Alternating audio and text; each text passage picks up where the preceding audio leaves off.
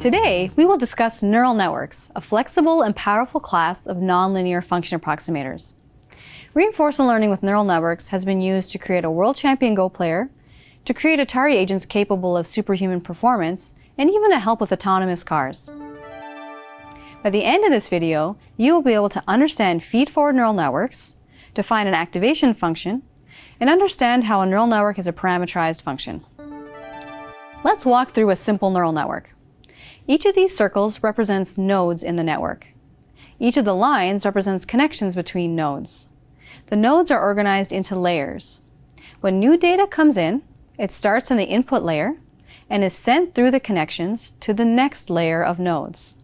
This layer performs some computation on the data, then sends the results to the next layer. This process continues until the last layer produces the final output. We call this a feed-forward neural network because the data always moves forward through the layers. None of the connections loop back through the network. If they did, then a node's output could influence its own input. Such a neural network is called a recurrent neural network. When data is passed through a connection, a weight is applied.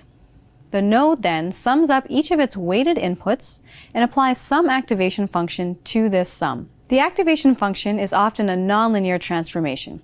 Common activation functions include sigmoidal functions like tanh or the logistic function, rectified linear units or ReLU, or even thresholding units.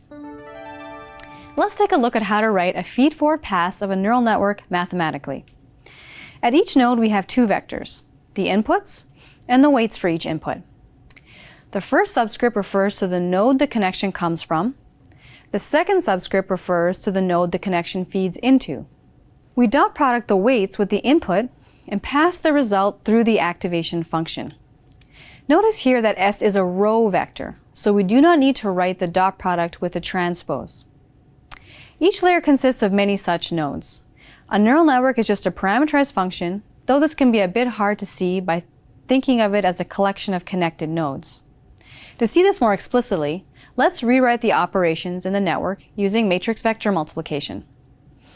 We can view the inputs to a layer as a row vector and the weights for that layer as a matrix. In other words, as this two-dimensional array. We can compute the output of an entire layer using matrix multiplication. We then apply our activation function to each element of the outputted vector. If this output isn't the final layer, this output vector becomes the input to the next layer, and we repeat the process. That's it for this video. We explained how neural networks consist of a network of nodes which process and pass information along, and discussed how a feed-forward neural network is a parameterized function. See you next time.